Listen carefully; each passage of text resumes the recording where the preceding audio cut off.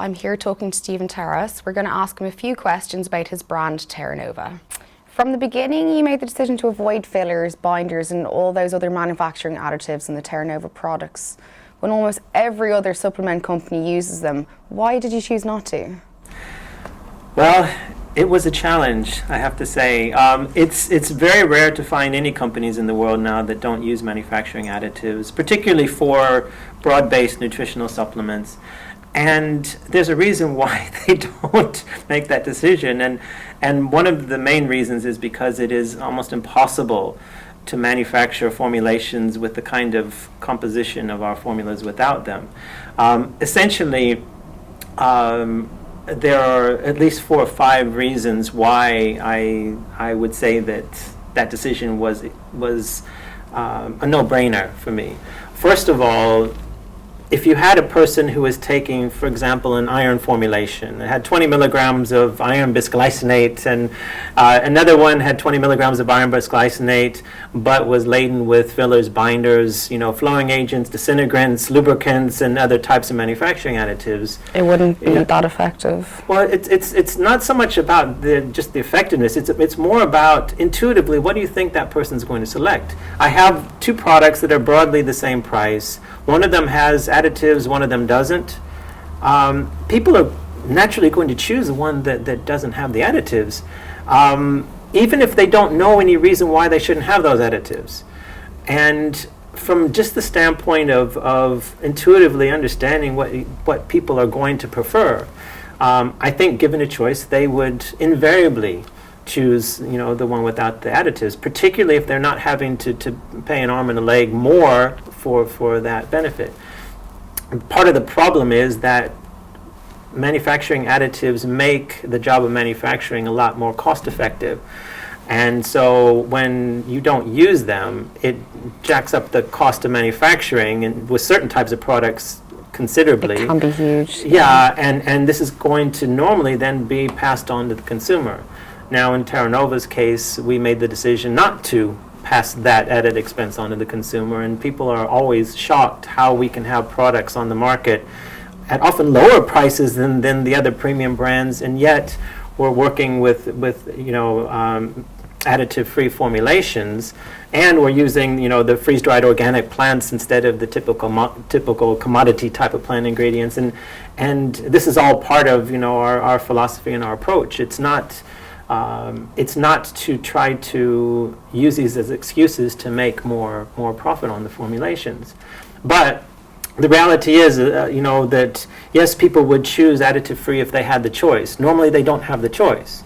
You're just creating a choice for them. Well, it's creating a choice that if there was no other reason but to give them a product that doesn't have things that don't belong in the product in the first place, that's enough of a reason for me. But as it happens, there's many, many other reasons too.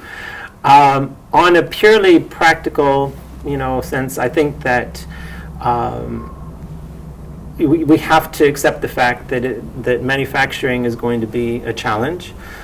We've been very much blessed with such an amazing manufacturer that took on that challenge and was willing to make the sacrifices to make it happen. And without their intervention in this, Terra Nova wouldn't have happened. I was not going to budge on this issue. If we had to use manufacturing additives, I would have had significant second thoughts about doing the brand in the first place, because it is so crucial to not only the ethos of the brand, but also even to the outcome of the products. What most people don't realize is that certain manufacturing additives may well have a counterproductive effect in the overall benefit of a product. It depends on the additive. I mean, if you look at the different types of varieties that they have, you have your fillers and binders, which everybody kind of knows or has heard about. You have your flowing agents, or sometimes called anti-caking agents, that allow things to run more smoothly in the production. You have lubricants. You have your disintegrants. You have coating agents. So there's multiple different things that could be in it. Yes, and then you get into the sweeteners and the flavorings and colorants and preservatives and things like that. But the truth is that so you're just you're taking it back to the way it's meant to be, the way it's naturally meant to be, without any of those additives, without any of the sweeteners, just giving people what they really want. What they're buying. Yeah, that's the thing. And that's the irony of it, is that when they buy, let's say, a chromium product or an iron product or a zinc product or selenium product, whatever, they're buying like more than 90% additives. Which is shocking. But the other irony is that because they're buying a product that has so many additives in it, it's actually cheaper to make, and so it doesn't seem like they're paying that much for the additives, but the reality is that they want a cleaner product.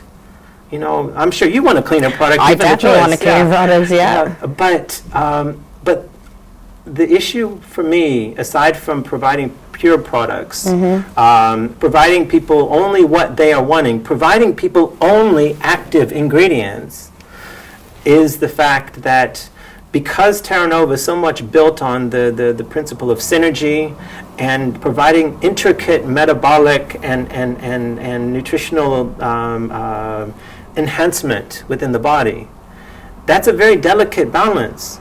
And the problem is when you trust nature to provide that balance, and then you start putting in things from the outside that don't fit into that context, such as pharmaceutical additives, then you can't help but interrupt that synergy.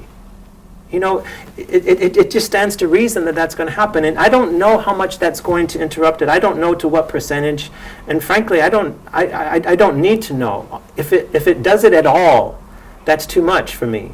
Because what we're trying to do, you know, call me an idealist, but what we're trying to do is provide the optimal level of synergy and effect and gentleness and balance that we can. And unfortunately, manufacturing additives will only detract from that, even if, you know, there weren't other problems. Most people expect me to say, don't take them because they're dangerous. You know, that's an easy way to get people to not take products with additives, but I don't actually believe that the amount of additives that people are going to get from the typical nutritional supplement is really the problem. I don't think that somebody's going to have an acutely toxic effect from these. There are people who are sensitive to some of them, and there are some additives that I definitely would never, ever, ever, ever, ever, ever ingest because of concerns or risks. But normally those are not the type that are used within, you know, the kinds of nutritional supplements we find in our industry. And also the quantity that you would realistically ingest are probably sub-toxic in that sense. But it's not hurting you, but it's not benefiting you at the end of the day. Yes, and some people might say, well, people probably have a sensitivity to it. It just may not manifest in something that's obvious. But to give you an example, and this is an amazing example. If we take the ingredient magnesium stearate, now this is in virtually every nutritional supplement on the planet. Magnesium stearate is essentially a binder and a lubricant. And it's the most ubiquitous of all manufacturing additives in food supplements, and it's also, strangely enough, the one where we have the most evidence of a concern. Now, when you take a nutritional supplement, the most important first step of that is the dissolution of the active ingredients. You know, if you know, you need to get the ingredients in solution so that they can get into the system. But in the pharmaceutical industry, where they use magnesium stearate as well, one of the things that they discovered about it, and one of the reasons sometimes they use it, is for the specific purpose of interfering or delaying the dissolution of a particular drug. And sometimes that has a practical benefit for the way that drug needs to work or how it needs to get into the system. But with nutritional supplements, it's the last thing in the world you'd ever want to do. Why do you think they do that? Well, I know why it's done, which is that if they don't do it and they are wanting to make a tablet, then the alternatives to using magnesium stearate to create a good binder, you might use hydrogenated fat or something, which of course is even more of a concern to people than magnesium stearate.